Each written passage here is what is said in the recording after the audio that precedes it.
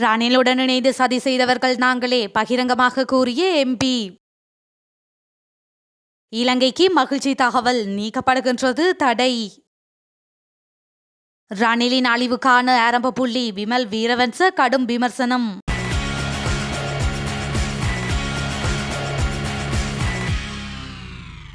நல்லிணக்கம் பேசும் ஜனாதிபதி, நல்லிணக்கத்திற்கு மாறாக இறந்தவர்களை நினைவு கூறுவோரை கைது செய்யும் போலீசாரின் செயற்பாடுகளை அவர் கண்டு மௌனமாக இருப்பாரானால் போலீசாரின் செயற்பாடுகளை அவர் ஏற்றுக்கொள்கின்றார் என்றே பார்க்க வேண்டும் என மட்டக்களப்பு மாவட்ட தமிழ் தேசிய கூட்டமைப்பு நாடாளுமன்ற உறுப்பினர் ரா சாணக்கியன் தெரிவித்துள்ளார்.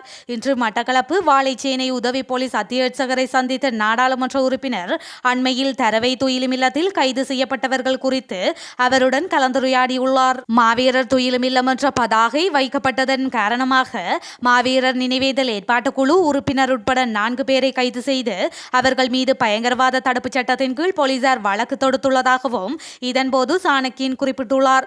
மேலும் குறித்த நபர்கள் கைது செய்யப்பட்டு 2 தினங்களை கடந்துள்ள நிலையில் இதுவரையில் அவர்களை நீதிமன்றில் முன்னிலைப்படுத்தாமை குறித்தும் அவர் கேள்வி எழுப்பியுள்ளார். பயங்கரவாத தடை சட்டத்தின் கீழ் கைது செய்துள்ளதன் காரணமாக அவர்களை 3 தினங்கள் வைத்து விசாரணை செய்து பின்னர் நீதிமன்றில் முன்னிலைப்படுத்த முடியும் என போலீசாரினால் தெரிவிக்கப்பட்டதாகவும் அவர் தெரிவித்துள்ளார். பயங்கரவாத தடை சட்டத்தினை பயன்படுத்த மாட்டோம் என்று சர்வதேசத்திற்கு கூறிவிட்டு இங்கு பயங்கரவாத தடை சட்டத்தின் கீழ் கைது செய்யும் நடவடிக்கைகளை முன்னெடுத்துள்ளதாகவும் அவர் சுட்டிக்காட்டியுள்ளார்.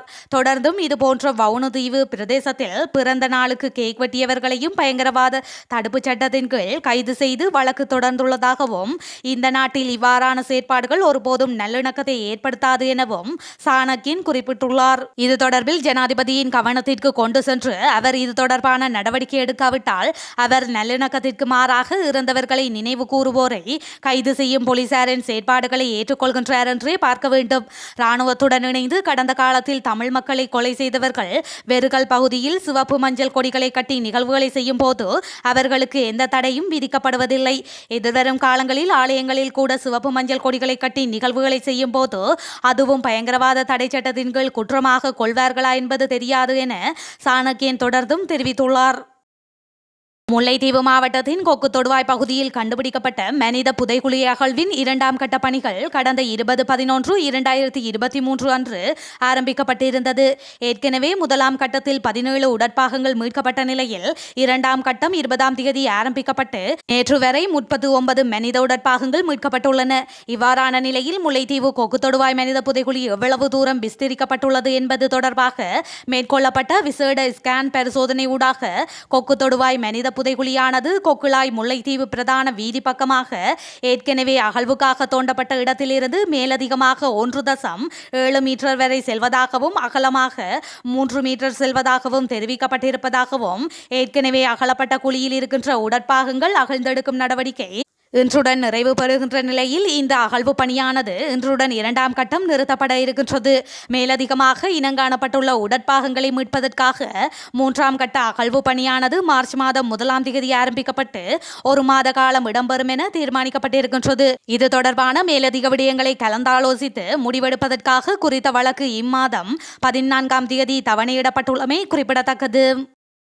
ஸ்ரீலங்கா பொதுஜன பெரமுனவை விட அதிபர் ரணில் விக்ரமசிங்கவுடன் சேர்ந்து சதி செய்தவர்கள் நாங்கள்தான், ஐக்கிய மக்கள் சக்தியின் கொழும்பு மாவட்ட சபை உறுப்பினர் SM மெரிகார் தெரிவித்துள்ளார். போக்குவரத்து மற்றும் நெடுஞ்சாலைகள், நகர அபிவிருத்தி மற்றும் வீடமைப்பு அமைச்சு மீதான வரவு செலவு திட்ட விவாதத்தை ஆரம்பித்து வைத்து உரையாற்றும் போதே SM மெரிகார் மேற்கண்டவாறு தெரிவித்தார். அத்தோடு அதிபர் ரணில் காலை மதியம் மாலை என்னென்ன கூறுகின்றாரோ அவை அனைத்தும் எமக்கு தெரியும் என்றும் கூறியுள்ளார். மேலும் அதிபருடன் இணைந்து செயற்படுவது சாத்தியமற்றது என கூறிய மெரிகார் அவரிடமிருந்து வேலை பெறும் வழி தனக்கு நன்றாக தெரியும் எனவும் தெரிவித்துள்ளார். என்னையும் உதய கம்மன் பிளவையும் அமைச்சு பதவிகளில் இருந்து முன்னாள் அதிபர் கோட்டாபய ராஜபக்ஷ நீக்கினார். அதுவே அவரது அரசாங்கத்தின் அழிவுக்கு ஆரம்ப புள்ளியானது. இந்த அரசாங்கத்தின் அழிவு ரோஷான் ரணசிங்கவை அமைச்சு பதவியில் இருந்து நீக்கியது முதல் ஆரம்பமாகியுள்ளது என தேசிய சுதந்திர முன்னணியின் தலைவரும் சுயாதீன எதிரணியின் நாடாளுமன்ற உறுப்பினருமான விமல் வீரவன்ச தெரிவித்தார். நாடாளுமன்றத்தில் செவ்வாய்க்கிழமை இடம்பெற்ற 2024ஆம் ஆண்டுக்கான வரவு செலவு திட்டத்தில் பொது நிர்வாக, உள்நாட்டு அலுவல்கள், மாகாண சபைகள் மற்றும் உள்ளூராட்சி அமைச்சுக்கான செலவின தலைப்பு மீதான விவாதத்தில் உரையாற்றுகையிலேயே இவ்வாறு தெரிவித்தார். கிரிக்கெட் துறையின் ஊழல் மோசடியை வெளிப்படுத்தி தற்துணிவுடன் செயற்பட்டதால் விளையாட்டுத்துறை, இளைஞர் விவகாரம் மற்றும் நீர்ப்பாசனத்துறை அமைச்சு பதவியிலிருந்து ரொஷான் ரணசிங்க நீக்கப்பட்டார். கோட்டாபயவின் நிர்வாகம் மோசமானது என்று குரல் எழுப்பப்பட்டதால் தான் ரணில் விக்ரமசிங்கவுக்கு அதிபர் மகுடம் சூடப்பட்டது. ஆனால் இன்று அனைத்தும் தலைகீழாக உள்ளது.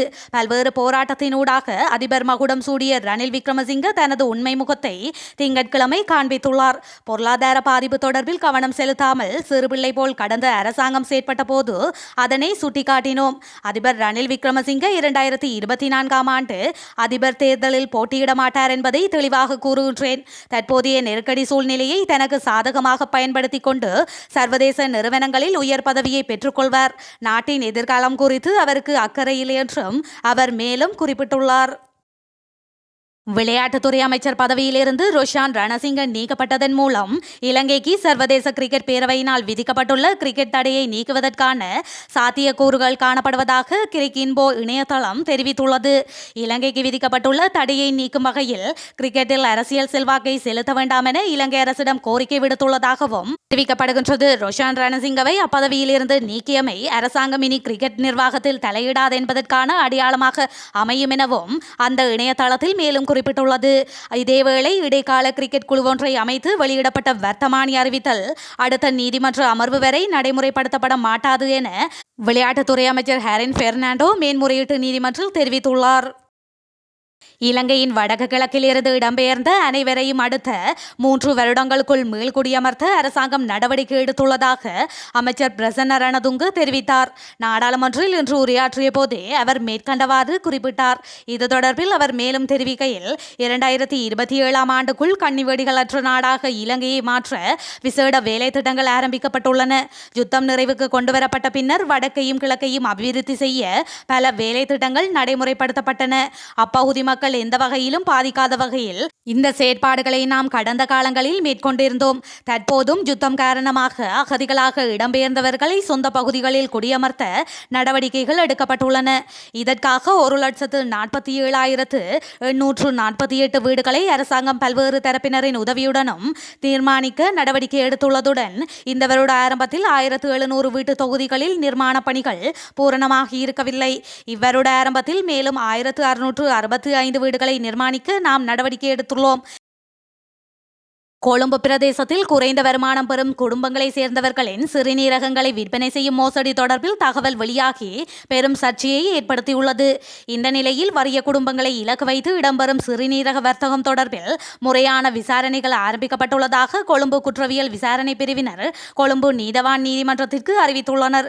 கொழும்பு 15 மட்டக்குழி பகுதியில் வசிக்கும் 4 தாக்கல் செய்துள்ள முறைப்பாடு நேற்று விசாரணைக்கு எடுத்துக் கொள்ளப்பட்ட போதே இந்த விடயம் தெரிவிக்கப்பட்டுள்ளது. இதுவரை கிடைக்கப்பெற்ற முறைப்பாடுகளுக்கமைய முறையான விசாரணைகளை ஆரம்பிக்க நடவடிக்கை எடுத்துள்ளதாக கொழும்பு குற்றவியல் விசாரணை பிரிவினர் நீதிமன்றில் தெரிவித்துள்ளனர். இதேவேளை சிறுநீரக மாற்று அறுவை சிகிச்சை நாட்டில் முற்றாக தடை செய்யப்பட்டுள்ள நிலையில் ராஜகிரிய பிரதேசத்தில் உள்ள தனியார் வைத்தியசாலை ஒன்றில் போலி ஆவணங்கள் மூலம் இந்த சட்டவிரோத செயற்பாடுகள் இடம்பெற்று வருவதாகவும் அண்மையில் தகவல்கள் வெளியாகியிருந்தன. இதனைத் தொடர்ந்து முன்னெடுக்கப்பட்டிருந்த விசாரணையில் தனியார் வைத்தியசாலையில் பணிபுரியும் 3 ஊழியர்கள் சந்தேக நபர்களாக அடையாளம் காணப்பட்டிருந்தனர். இந்த நிலையில் குறித்த வைத்தியசாலையில் மீண்டும் அது தொடர்பான சத்திர சிகிச்சைகளை மேற்கொள்வதற்கு நீதிமன்றம் அனுமதி வழங்கியுள்ளமையும் குறிப்பிடத்தக்கது.